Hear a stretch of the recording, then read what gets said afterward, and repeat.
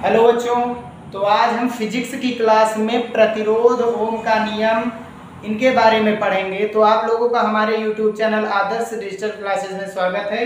शुरू करते हैं हम सब लोग। प्रतिरोध यानी रेजिस्टेंस होता क्या है कि हमारे घरों में जो बल्ब लगी रहती हैं, पंखे लगे रहते हैं, फ्रिज, कूलर, वॉशिंग मशीन वगैरह तरह तरह की चीज़ें, वो क्या करते हैं? विद्युत धारा को रोकने का काम करते हैं। विद्युत धारा को रोकने का काम करते हैं, ठीक है। तो इसलिए हम कह सकते हैं ये सभी चीजें प्रतिरोध कहलाती हैं, जो जो विद्युत धारा को रोकती हैं, ठीक है। तो चालक में विद्युत धारा के माध्य में आई रुकावट को प्रतिरोध कहते हैं। इसकी एक और परिभाषा बन सकती ओम के नियम से कि चालक के सिरों पर लगाया गया विभवांतर, उसमें होने वाली विभव वृद्धि के अनुपात को क्या कहते हैं? प्रतिरोध कहते हैं, ठीक है ना। तो R बराबर V अपान I यानी प्रतिरोध बराबर क्या होता है? विभवांतर बटे धारा। एग्जाम्पल के रूप में हमने ले लिया बल्ब, पंखा, फ्रिज, मशीन, ये सभी क्या होती है? विद्युत धारा को रोकने का काम करती है, इसलिए ये सभी क्या कहलाती है? प्रतिरोध, ठीक है ना। अब ये हमने एक चालक बना दिया, यानी कि धारावाही चालक है, तार है कोई, ये तार धारा को ले जा रहा है और ये तार धारा को ला रहा है।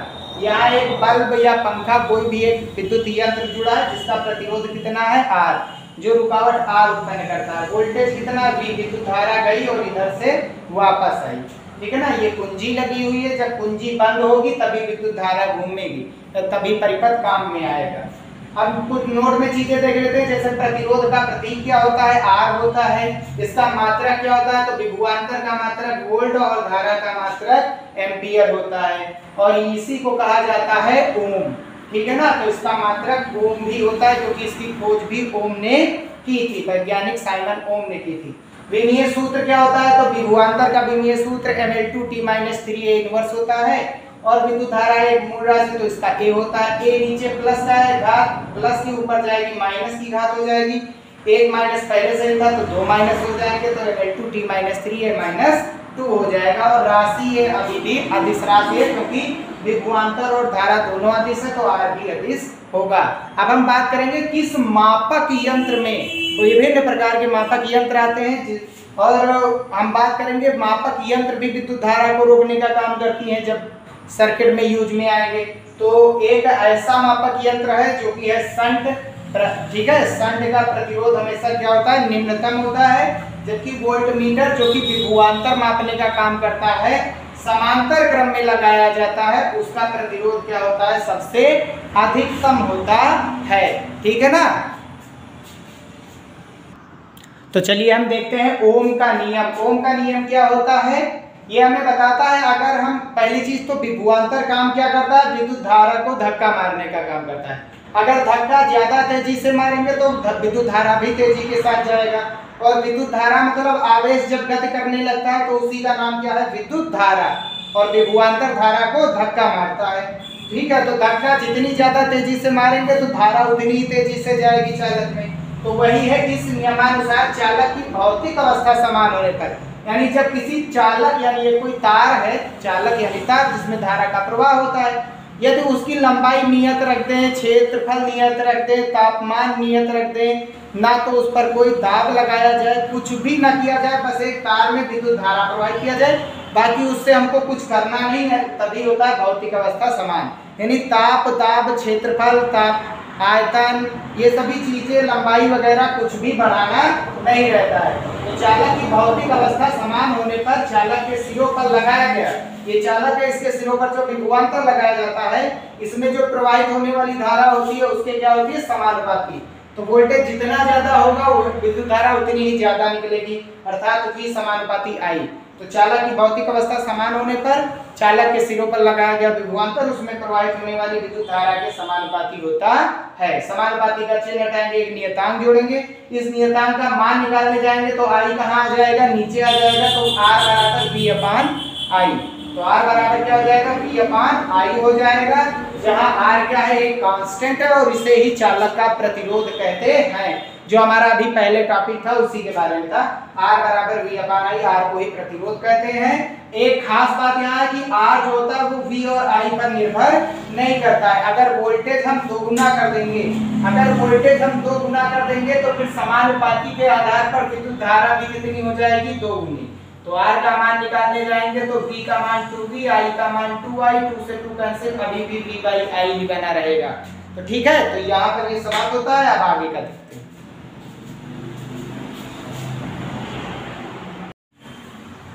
तो चलिए हम नेक्स्ट टॉपिक देखते हैं, अनुगमन वेग से ओम का नियम, यानी अनुगमन वेग के आधार पर ओम के नियम की व्युत्पत्ति।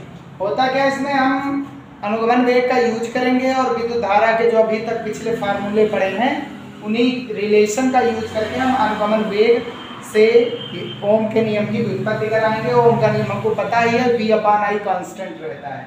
तो हम सबसे पहले क्या करते हैं, एक चालक लेते हैं जिसका क्षेत्रफल a है और जिसकी लंबाई l है, ठीक है। और चालक के एकांक आयतन में मुक्त इलेक्ट्रॉनों की संख्या n है, और जब चालक के सिरों पर कोई एक विभवांतर आरोपित किया जाता है तो चालक में उपस्थित मुक्त इलेक्ट्रॉन एक निश्चित दिशा में गति करने लगते हैं और एक उचित वेग के साथ गति करते हैं, यानी अनुगमन वेग के साथ गति करने लगते हैं। तो यही स्टेटमेंट यहाँ लिखा है, माना a परिच्छेद क्षेत्रफल व l लंबाई के किसी चालक के एकांक आयतन में इलेक्ट्रॉनों की संख्या n है।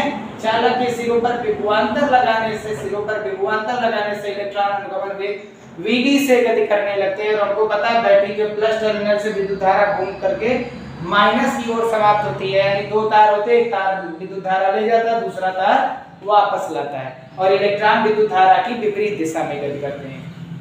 अब हमको पता है कि यहाँ पर प्लस से माइनस की ओर एक विद्युत क्षेत्र उत्पन्न होता है, और जब किसी विद्युत क्षेत्र में इलेक्ट्रॉन गति करता है तो उस पर इलेक्ट्रॉन पर बल लगता है, उस बल का नाम विद्युत बल है। तो विद्युत क्षेत्र के कारण इलेक्ट्रॉन पर एक बल देखने को मिलता है F बराबर EQ से, जो कि पिछले वीडियो में हमने जाना भी है।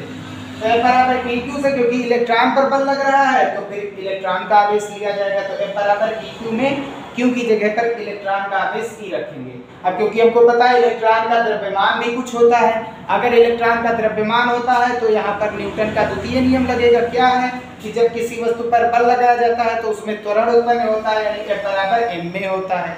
तो समीकरण 1 और 2 की हम क्या कराएंगे, तुलना, क्योंकि विद्युत बल ही क्या प्रदान कर रहा है, त्वरण। विद्युत बल के कारण ही ये गति कर रहा है। तुलना कराएंगे तो m में जो है EQ के बराबर हो जाएगा, LHS बराबर RHS बराबर हो जाएंगे, m में E के बराबर हो जाएगा, a का मान यहाँ से निकालेंगे तो E/m हो जाएगा, समीकरण नंबर 3। अब क्योंकि हम जानते हैं इलेक्ट्रॉन का प्रारंभिक वेग क्या थे, जब बैटरी नहीं लगी हुई थी तब U1 U2 U3 dot dot dot UN थे, क्योंकि n इलेक्ट्रॉन की बात हो रही है।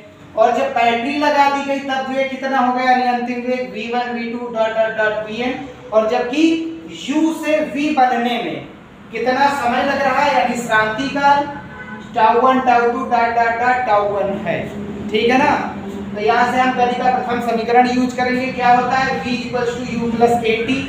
V अंतिम वेग है, अंतिम वेग जब पहले इलेक्ट्रॉन की बात की जाएगी तो V1 पहले इलेक्ट्रॉन का अंतिम वेग V1 है, तो प्रारंभिक वेग कितना था, U1 + A। श्रांति काल कितना लिया जाएगा, पहले की बात हो रही है तो τ1 हो जाएगा। ऐसे दूसरे इलेक्ट्रॉन की बात हो जाएगी तो फिर अंतिम वेग V2, प्रारंभिक वेग U2, A कांस्टेंट ही रहेगा त्वरण, और ये हो जाएगा हमारा τ2 डॉट डॉट डॉट। ऐसे तीसरे निकालेंगे, चौथे और nवें के लिए क्या हो जाएगा, Vn = U1 + A τn हो जाएगा। अब हम अनुगमन वेग का यूज करेंगे यहीं से कि अनुगमन वेग क्या होता है, V1 + V2 dot dot dot plus का Vn/n, यानी कि अंतिम वेगों का औसत मान ही क्या कहलाता है, अनुगमन वेग कहलाता है। अब इन सभी की वैल्यूज को हम यहाँ पर पुट कर देंगे तो Vd = V1 की वैल्यू U1 + A τ1। ये देखो, अगर V2 की वैल्यू रखने जाएंगे तो V2 की वैल्यू क्या है, U2 + A τ2, U2 + A τ2। ऐसे ही Vn की वैल्यू रखने जाएंगे तो U1 + A τ1, देखो यहाँ पर रख दिया गया। अब देखो U वाले एक तरफ और A τ1 वाले अलग, तो U1 + U2 + dot dot dot UN भाग हो रहा है n से, इसे अलग कर दिया गया। A τ1 A τ2 A τn dot dot dot में, तो ये A τ1 प्लस का A τ2 plus dot dot dot A τn, दोनों सभी में एक कॉमन था, बाहर निकाल लिया, और भाग में किससे था, n से था।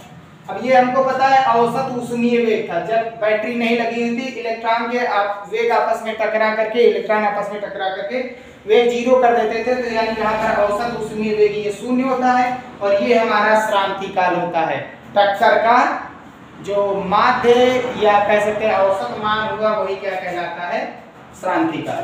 तो V D equal to A tau आ गया।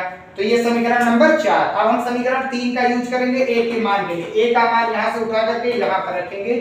तो समीकरण 3 से ए का मान हम जब उठा करके यहाँ पर रखेंगे तो वीडी के बराबर क्या हो जाएगा, ए की वैल्यू क्या थी, ई बाई एम इनटू टाउ।